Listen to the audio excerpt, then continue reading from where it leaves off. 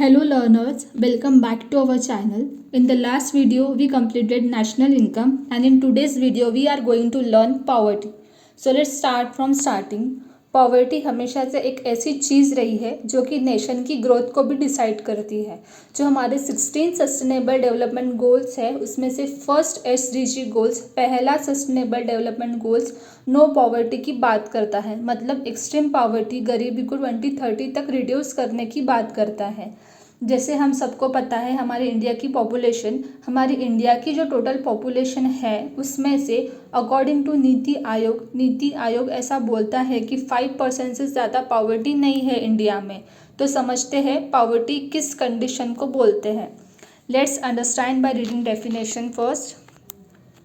Poverty is a state or condition in which a person or community lacks the financial resources and other essentials for a minimum standard of living. Suppose कोई person है, उसके पास ये 3 basic चीज़ नहीं है, जैसे रहने के लिए प्रॉपर घर नहीं है, खाने के लिए खाना नहीं मिल पा रहा है और पहनने के लिए कपड़े नहीं है, मतलब उस इंसान के पास बेसिक नीड्स फुलफिल करने के लिए उतनी इनकम नहीं है, फूड, शेल्टर एंड क्लोथ्स नहीं मिल रहा है। तो इकोनॉमी में इस टर्म को पॉवर्टी कहा जाता है। हम पॉवर्टी को और अच्छे से समझते हैं टाइप्स ऑफ पॉवर्टी के साथ। अभी हम देखेंगे टाइप्स ऑफ पॉवर्टी। फर्स्ट है एब्सोल्यूट पॉवर्टी। एब्सोल्यूट पॉवर्टी मतलब उस पर्सन की इनकम इतनी कम है कि वो उसकी बेसिक नीड्स जो होती है वो फुलफिल नहीं कर पाता है। सेकंड आता है रिलेटिव पॉवर्टी। रिलेटिव पॉवर्टी मतलब सेम सराउंडिंग में दो लोग अपने स्टैंडर्ड ऑफ लिविंग को एक दूसरे से कंपेयर करते हैं। सपोज ए पर्सन के पास बाइक है और बी पर्सन के पास कार है, तो अपनी स्टैंडर्ड ऑफ लिविंग एक दूसरे से कंपेयर करते हैं।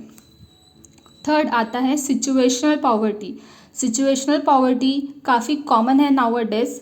जैसे कोई पर्सन की जॉब लॉस हो गई हो या उसके हेल्थ की वजह से वो इकोनॉमिकली अनस्टेबल हो गया हो।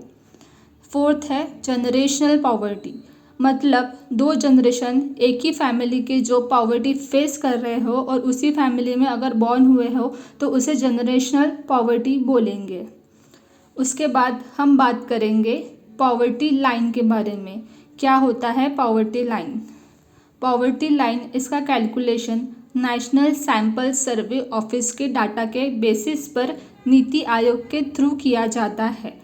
नीति आयोग को हमने 5 ईयर प्लान्स में अच्छे से देखा था। प्लानिंग कमीशन से रिप्लेस होकर नीति आयोग एक नॉन कॉन्स्टिट्यूशनल बॉडी बनी थी।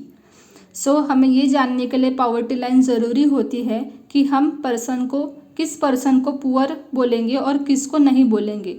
For that purpose poverty line is used. हम पॉवर्टी लाइन को इनकम और कंजम्पशन मेथड से पॉवर्टी को मेज़र करते हैं। अकॉर्डिंग टू तेंदुलकर कमेटी, अगर कोई पर्सन रूरल एरिया में 2400 कैलोरी इनटेक कर रहा है, कंजम्पशन कर रहा है और 850 खर्च कर रहा है, और अगर कोई पर्सन अर्बन एरिया में 2100 कैलोरीज कंजम्पशन कर रहा है, इनटेक कर रहा है और 1000 खर्च कर रहा है, तो वो पर्सन बिलो पॉवर्टी लाइन के ऊपर है।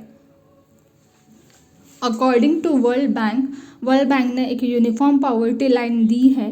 पूरे वर्ल्ड में अगर कोई पर्सन $1.90 से कम कमा रहा है तो वो पुअर है, और इससे ज़्यादा कमा रहा है तो वो बिलो पॉवर्टी लाइन के ऊपर है।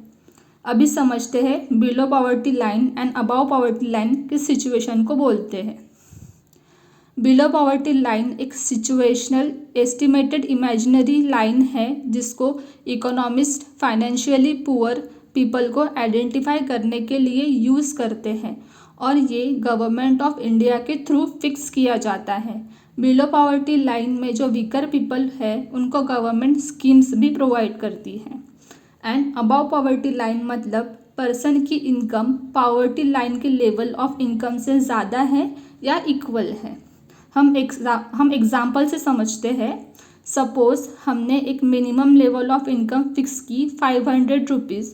अगर कोई पर्सन 500 रुपीज़ से कम कमा रहा है तो उसे बिलो पॉवर्टी लाइन में रखेंगे, और अगर कोई पर्सन 500 रुपीज़ से ज़्यादा या इक्वल कमा रहा है तो उसे अबाव पॉवर्टी लाइन में रखेंगे।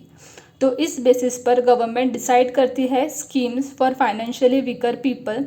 और हमने आज के टॉपिक में देखा poverty, types of poverty, below poverty line, above poverty line. So that's it for today.